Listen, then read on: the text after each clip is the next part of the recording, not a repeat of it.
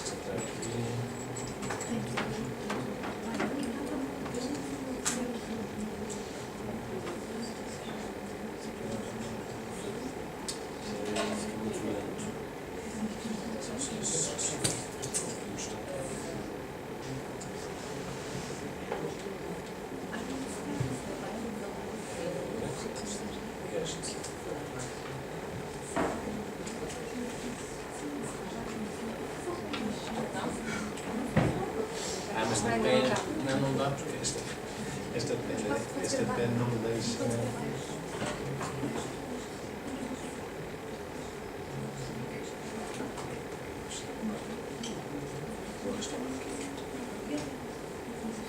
É este, não é?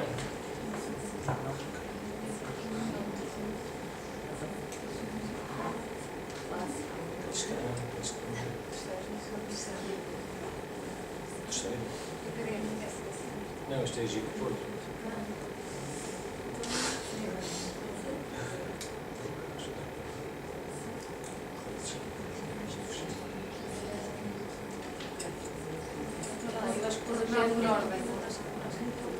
Não, mas eu já tenho aqui. É este. É esse. Isto é bem por favor, já vai dar.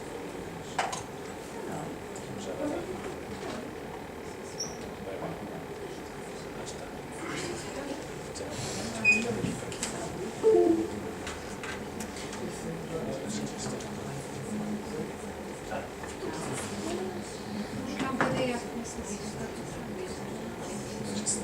Leitura. Tela cheia, pode não? Não é esse. Bom. Não. Bom, peço desculpa pela confusão. Queria em primeiro lugar agradecer o convite por estar aqui hoje. É sempre um prazer poder partilhar parte dos trabalhos que estamos a desenvolver, nomeadamente na área das coberturas e fachadas verdes, que é uma área pela qual eu tenho um especial carinho. O Paulo já tratou das partes mais técnicas, a mim ficou, a minha parte foi a da avaliação económica de coberturas e fachadas verdes. Deixem em primeiro lugar tentar-vos explicar como é que nós começámos a trabalhar nesta área. No grupo de investigação onde eu me insiro, no técnico, já há alguns anos que andamos a trabalhar com estas infraestruturas. Como somos do Departamento Civil, focámos dentro das várias infraestruturas verdes, nas coberturas e nas fachadas verdes. E o que fizemos ao início foi tentar avaliar, olhando para aquela listagem que o Paulo foi referindo, dos benefícios, se de facto eles eram verdade e como é que nós os podíamos adaptar à nossa realidade. Na realidade, há aqui um detalhe que eu queria chamar a atenção. O Paulo explicou isto em função de benefícios públicos e de benefícios privados. Eu compreendo esta divisão, mas eu estou mais virada para uma divisão um bocadinho diferente, que é benefícios que eu sinto se estiver a falar de uma cobertura verde dentro de um edifício ou numa zona localizada e benefícios que podem aparecer se eu estiver a falar de uma instalação de coberturas ou fachadas verdes numa larga escala, portanto numa zona da cidade. E claro que numa zona da cidade a sua contribuição é completamente diferente. Por exemplo, em termos de escoamento, se eu estiver a falar de uma instalação de uma cobertura num edifício, a contribuição é diminuta, pode estar associada ao proprietário, se ele quiser fazer algum aproveitamento de água, mas para a cidade não tem grande relevância. Contudo, se eu estiver a falar de uma instalação numa zona da cidade, claro que aí a contribuição das coberturas poderá ser diferente. Bom, mas além desta divisão entre edifício versus escala urbana, o que nós fizemos ao início foi escolhermos algum destes benefícios e estudá-los com maior detalhe. Por exemplo, a parte do desempenho térmico. Será que de facto nós temos poupanças de energia entre, por exemplo, uma cobertura verde nos nossos edifícios? E se sim, que tipo de poupanças é que podemos esperar? E reparem que não é por existirem estudos noutros climas ou com outro tipo de vegetação que eu consigo imediatamente concluir sobre as poupanças energéticas que tenho no meu edifício. Porque, de facto, o tipo de plantas que nós podemos usar, o tipo de substrato, como o Paulo agora estava a referir no final, que tem que ser adaptado à nossa realidade, tem contribuições diferentes, por exemplo, às perdas por condução. São aquelas perdas que aparecem pelo facto de eu ter lá terra, não é? Consigo que passe menos calor, ou seja, tenho mais resistência térmica. Portanto, o que eu tenho que perceber é como é que isto funciona comparando com outras coberturas tradicionais. E aqui, mais uma vez, nós também temos que ser detalhados, não podemos comparar isto de uma forma abstrata, temos que comparar com realidades que todos nós sabemos que são muito diferentes. É completamente diferente eu ter a minha cobertura escura ou ter a minha cobertura clara. Não é? Por isso é que as casas no Alentejo são brancas e na Beira são escuras. Portanto, temos que fazer esta comparação de uma forma cuidada. Bom, depois a seguir a isto, acabámos por dedicar-nos também durante algum tempo à parte da manutenção, porque existem queixas, e nós somos de civil, há muitas pessoas céticas que acham que isto não vai funcionar bem, que vai haver problemas da membrana de infiltração, de impermeabilização, que vai haver problemas de encharcamento, e de facto o que fizemos foi inspeções a muitas coberturas para perceber quais as anomalias mais comuns, quais as causas principais, e chegamos a algumas conclusões interessantes, nomeadamente em termos de encharcamentos, que é preciso ter algum cuidado. Ora, claro que isto tudo pode ser depois traduzido num determinado plano de manutenção, em que cada um é responsável e isso no final conduz a determinados custos de manutenção que não são desprezáveis. Mas a certa altura parámos de estudar, ou continuámos, mas não com igual detalhe, cada um destes benefícios em particular, e o que fizemos foi questionar-nos porque é que, se nós temos estes benefícios todos estes serviços ecossistémicos, porque é que nós não vemos coberturas em todo o lado? Coberturas verdes. E reparem, este tal mapa que está disponível na Associação Nacional de Coberturas Verdes, no site, indica-nos quais as políticas que existem em diferentes municípios. Reparem que isto não é ao nível do país, isto é sempre ao nível do município. E vemos que existem já muitos municípios com indicações, os tipos de incentivos variam imenso. Existem sítios onde é obrigatório, por lei, outros onde nós temos um incentivo, portanto, como participa uma percentagem, outros onde o incentivo de alguma forma é indireto, por exemplo, em Berlim a taxa de escoamento é que tem um determinado valor, e se a pessoa diminuir essa taxa, que poderá fazer através de coberturas verdes ou de outra maneira qualquer, pode ser, por exemplo, aproveitando a água pluvial, então de alguma forma está a minimizar os seus custos. Mas todas estas políticas, na realidade, não nos têm conduzido, de grosso modo, a cidades que tenham globalmente as coberturas instaladas. E reparem, mesmo no Canadá, nesta cidade em particular, onde nós temos uma determinada política de incentivo, eu consigo identificar aqui vegetação em baixo, que evidentemente terá os seus serviços, mas vejo imensas edificações novas, inclusivamente em construção, que não têm coberturas verdes instaladas. E então foi com base nesta nossa preocupação, porque é que isto acontece, que começámos a avaliar em detalhe quais os estudos disponíveis que existem na área da análise custo-benefício de coberturas. Porque todos nós sabemos que para tomar uma decisão, temos que fazer uma decisão informada e para isso precisamos de um estudo base que nos indique será que este investimento vale a pena ou não. Não é? Será que, apesar destas vantagens todas que nós ouvimos falar, isto de facto vai compensar ou não? E o que é, de alguma forma, perturbador é que estes estudos são altamente contraditórios. Uns dizem que sim, outros dizem que não. Claro que nós podemos explicar algumas destas discrepâncias pelo facto de serem âmbitos diferentes. Não é? Portanto, depende um bocadinho, lá está, do clima, depende do tipo de cobertura que instalaram. Não é a mesma coisa fazer uma cobertura intensiva, que tem um jardim, ou fazer uma cobertura extensiva da qual nem sequer consiga aceder. Portanto, evidentemente que isso pode determinar.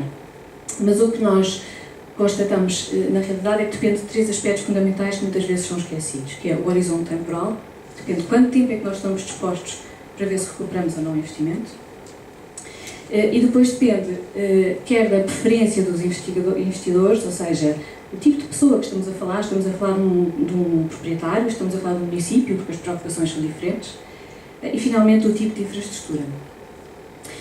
Reparem, trouxe aqui 2 ou 3 exemplos só para discutir um bocadinho convosco. Este aeroporto de Amsterdão, que eu não conheço o projeto, mas não conheço em detalhe alguns aspectos, mas consigo-vos dizer que esta cobertura que aqui vemos instalada tem uma contribuição certamente importante para o isolamento acústico na zona interior do aeroporto. E, portanto, isto certamente foi uma das preocupações que eles tiveram quando recorreram a esta instalação. Aliás, cada vez mais temos aeroportos no mundo com coberturas no topo e também com fachadas verdes na zona interior, mais uma vez para atenuar o ruído, que é um dos aspectos principais. Ora, esta preocupação não é a mesma do que estas coberturas verdes que nós vemos instaladas em Potsdamer-Platz, em Berlim. Quando eles instalaram estas coberturas na zona central de Berlim, tinham este espaço que apareceu, devido à queda do muro, e de facto foi possível pensar na instalação destas coberturas para melhorar o escoamento na cidade. E a preocupação aqui é claramente diferente, portanto elas devem ser projetadas para esse fim. E se estivermos a falar de uma habitação própria, então as preocupações podem ser imensas e aí está bastante mais subjetivo, mas também depende para quem é que o projeto está a ser feito. Não é? Portanto, a nossa conclusão e a nossa proposta é que, para fazer análise de custo-benefício para apoio à decisão deste tipo de soluções em particular, temos que ter em conta 2 frentes um bocadinho diferentes. Por um lado, temos que diferenciar se estamos a falar de um edifício ou de uma zona localizada, relativamente pequena no espaço, ou se estamos a falar de uma instalação em larga escala. E aqui podemos estar a falar de uma política na cidade, podemos estar a falar de uma política numa zona da cidade, uma freguesia, mas certamente uma instalação não localizada. E depois, para termos em conta as preferências dos investidores, temos que perceber se estamos a falar ao nível financeiro, económico ou ambiental. Deixem-me tentar explicar um bocadinho melhor o que é que eu quero dizer com isto. Numa análise financeira, e esta é a primeira fase de qualquer avaliação custo-benefício, o que eu vou fazer é uma comparação direta entre os custos que eu tenho, e estou a falar de custos de instalação diretos, custos de manutenção também, e vou falar também dos benefícios, mas dos benefícios diretos, a tal redução em termos de consumos energéticos, eventualmente a eficiência dos painéis fotovoltaicos e mais 2 ou 3 que estão aqui listados. Portanto, isto é o que acontece se eu resolver instalar uma cobertura no meu prédio. Não é? É isto que me interessa diretamente a mim. Agora, se eu pretender viver nesse meu prédio nos próximos 15 anos, não há muito mais que me preocupe em relação a esta análise custo-benefício. Agora imaginem que eu pretendo vender o meu apartamento, por alguma razão. Então, nesse aspecto, eu já vou ter em conta que, se calhar, se eu vender o apartamento do meu prédio e nesse prédio eu tiver uma zona de cobertura verde, que depois pode ser melhor ou pior, pode inclusivamente ser acessível, as crianças podem brincar, etc. Por cima de parques de estacionamento temos imensas em Lisboa nessas condições. Então aí, se calhar, o meu apartamento vai ser valorizado pelo facto de ter a tal cobertura verde. Isto é tal e qual como nós compramos um equipamento qualquer. Se for comprar uma máquina da roupa, tiver uma que é A e ao lado tiver uma que é C, se calhar penso 2 vezes antes de comprar a C.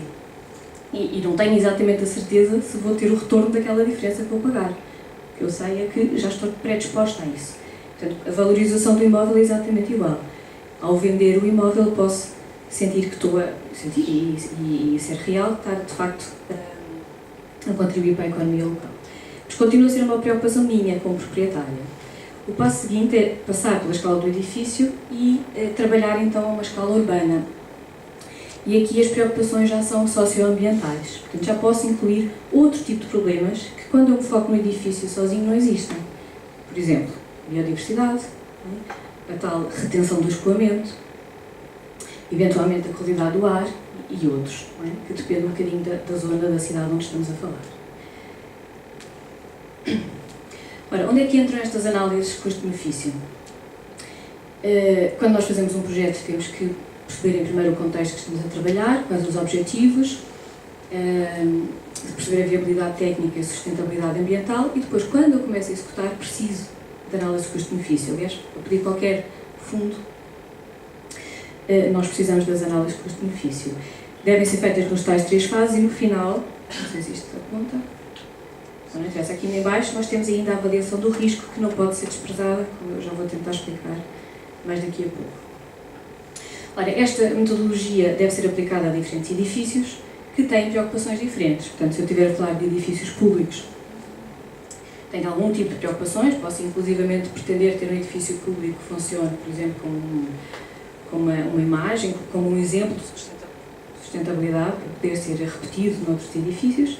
Os edifícios privados têm preocupações diferentes, também têm consumos diferentes, e depois ainda separamos a infraestruturas de transporte, porque nestas situações o ruído tem um impacto muito grande e também a poluição.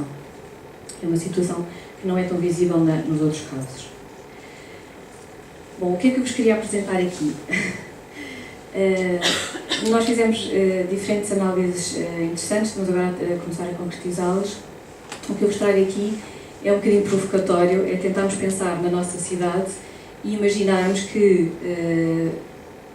utilizamos as coberturas que já existem, que estão instaladas e que neste momento não têm função nenhuma, e que instalamos nessas coberturas espaços verdes. E a dúvida é comparar o cenário em que eu não faço nada, mantenho as coberturas como elas estão neste momento, e o cenário em que existe um investimento de instalação de cobertura verde nos edifícios existentes, portanto, nas coberturas que já existem na realidade. E o que vamos fazer é um balanço entre os custos e benefícios ao longo de um determinado período de tempo. E esta análise tem que ser feita, conforme eu referi inicialmente, ao nível do edifício, separadamente, e depois ao nível da cidade. Não podíamos deixar de escolher Lisboa, onde nós vivemos, é uma cidade maravilhosa. O primeiro passo corresponde a descrever quais são os problemas que a cidade tem. Não vou passar sobre isto superficialmente, porque certamente todos vocês os conhecem bem. Temos, de facto, os problemas das inundações, que estão agora a ser tratados no novo plano de drenagem, mas que não têm uma contribuição forte, pelo menos na linha geral, das infraestruturas verdes. Têm algumas contribuições, sim, mas mais localizadas. Depois temos a ilha de calor da cidade, onde nós identificamos ali claramente o Parque Florestal de Monsanto, com uma temperatura mais baixa. O ruído é particularmente importante nas grandes vias, isto é o expectável, é assim em todo o mundo. E, finalmente, em termos de qualidade do ar, temos algumas notas, mas também não é nenhuma situação dramática. Portanto, a dúvida é, perante esta realidade, que podia ser melhor, mas não é catastrófica de todo, será que vale a pena instalarmos coberturas verdes ou não nos edifícios existentes? Essa é a nossa dúvida. Bom, então o primeiro passo corresponde a caracterizar o património que existe na cidade de Lisboa. Ali no mapa o que nós vemos é a divisão por freguesia do ano de construção mais representativo. Portanto, na zona ribeirinha, cá em baixo, nós temos edifícios antigos, com coberturas inclinadas, e, portanto, à partida, rapidamente percebemos que não são indicados para coberturas verdes, e é isso que vamos concluir. E depois na restante zona da cidade temos um bocadinho de tudo, mas inclusivamente já temos edifícios bastante mais recentes e em terraço. Porquê que isto é importante? É importante porque eu vou ter que dividir a minha cobertura e a estrutura do meu edifício em diferentes tipos. E o que nós identificámos ali foram 6 tipos diferentes. Os 3 primeiros não têm isolamento térmico e os 3 últimos têm isolamento térmico. Porquê é que isto é importante fazer esta divisão? Porque os consumos energéticos vão ser diferentes e a cobertura verde vai melhorar os consumos energéticos, mas de facto vai ser mais importante se eu não tiver lá isolamento térmico, porque aí a sua diferença é maior. Se eu já tiver isolamento térmico, se eu já tiver redução de consumo, a influência da cobertura verde não é assim tão importante. Portanto, é preciso dividir entre edifícios com e sem isolamento térmico. Reparem que isto em construção nova não ia acontecer, porque atualmente o isolamento térmico é obrigatório. Bom, depois dentro dos que não têm isolamento térmico, agora a metodologia é igual para os dois, o que é preciso ter em conta? É preciso ter em conta que nos mais antigos nós não temos grande capacidade resistente, porque as paredes podem, inclusive as paredes e a solução estrutural, podem aguentar o peso adicional da cobertura, não é? E portanto aí temos que ser realistas e não considerar o seu uso na totalidade, e de facto foi isso que foi feito. Isto não consigo que isto aponte, mas reparem que neste primeiro, o que é que nós fizemos? Considerámos apenas 25% destes edifícios na análise. Porquê 25%? Bom, tenho muita dificuldade em justificar porque é que é 25%, não é 20%, não é 30%, não é 40%, enfim. O que eu sei é que é uma percentagem relativamente pequena e essa percentagem, o que eu estou à espera é que corresponda às grandes reabilitações que estão em curso. Porquê? Porque se eu vou ter uma grande reabilitação de qualquer das formas, então eu já vou ter que redimensionar várias das situações e, portanto, introduzir a cobertura verde já passa a ser uma possibilidade. Depois, ainda em coberturas inclinadas, também foi reduzido o número de edifícios que podiam ser considerados. Porquê? Eu posso, de facto, pôr a cobertura verde numa cobertura inclinada, mas ela funciona pior, não pode ser acessível, portanto, o interesse é muito mais caro, portanto, tem menos interesse e, portanto, consideramos também apenas uma percentagem destes edifícios como sendo possíveis de colocar lá uma cobertura verde. Possíveis ou interessantes. E depois tudo o que é coberturas em terraço, essas foram em betão armado. O que nós conseguimos saber devido à idade de construção, todas elas foram incluídas na análise. Bom, o que é preciso mais? É preciso perceber que não é a mesma coisa instalar uma cobertura extensiva, que são os tais 10 centímetros, e uma vegetação rasteira, ou instalar uma cobertura intensiva, que é o que nós normalmente chamamos de jardim. Quando eu tenho um jardim mesmo, com árvores, arbustos, então preciso de uma espessura maior e, portanto, vou precisar de maior carga resistente, porque vou ter mais peso. E então, também foi preciso dividir os cenários na situação de coberturas extensivas, as tais mais leves, com uma vegetação menos exuberante e também com menor acessibilidade, nas outras que correspondem a coberturas intensivas, que são mais parecidas com o jardim. E, finalmente, também é possível e importante dividir em edifícios que são essencialmente residenciais e edifícios que têm uma componente comercial, porque também o modo de funcionamento do edifício, nomeadamente os consumos, são bastante diferentes. O passo seguinte corresponde à quantificação destes benefícios. Isto, de facto, é o verdadeiro desafio. Nós damos a ver, mas, de facto, não é possível nós desprezarmos os benefícios de diferente tipo. Agora, a verdade é que é muito complicado fazer esta comparação. Se eu quero escolher entre uma solução que me permite melhorar a qualidade do ar versus uma outra solução que melhora a biodiversidade, eu tenho imensa dificuldade em decidir, não sei qual delas é mais importante. E por isso o que eu tenho que fazer é passar tudo para a mesma escala. Claro que vocês poderão dizer-me, isto obriga a um determinado erro, como é que vocês vão passar tudo para euros? Evidentemente que isto é um erro associado, nós vamos fazer uma análise de sensibilidade e essa análise é fundamental, é tal análise de risco. Mas não há alternativa. Portanto, o que é preciso fazer é quantificar todos estes benefícios, ao nível de edifício e ao nível urbano. Bem, como é que isto se faz? De várias formas, existem estudos experimentais e depois, nesta situação de Lisboa, como era uma aplicação geral, nós fomos usar valores da literatura que disponibilizam, quantificam para cada um destes benefícios quais são os valores com os quais podemos trabalhar. E depois vamos ter que passar esta informação para a realidade portuguesa, em particular de Lisboa, E reparem, por exemplo, em termos de isolamento sonoro, o isolamento sonoro que tem um determinado decréscimo na cidade de Lisboa, nós sabemos que vale uma determinada percentagem do valor do imóvel. A biodiversidade é a mesma coisa. Nós podemos quantificar a biodiversidade tendo em conta quais os custos previstos para a promoção da biodiversidade dentro da cidade. E reparem que essa quantificação é mais baixa se eu estiver a falar de coberturas extensivas, porque a contribuição é diminuta, em comparação com as coberturas intensivas. E o passo seguinte será passar tudo para euros por metro quadrado.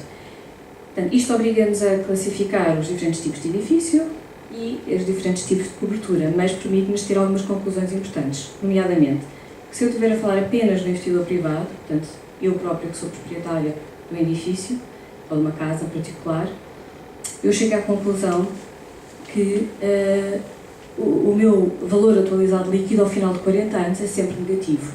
O que é que isto quer dizer? Quer dizer que não compensa financeiramente eu investir na cobertura verde como investidor privado. É esta a conclusão que chegamos. Não é? Ora, isto era mais ou menos expectável, porque o investimento inicial é maior. Não é? Claro que podíamos dizer, está bem, mas isto na percentagem total da obra é diminuto. Está bem, mas de qualquer das formas, faça um investimento à cobertura e isto está sempre negativo. Não é?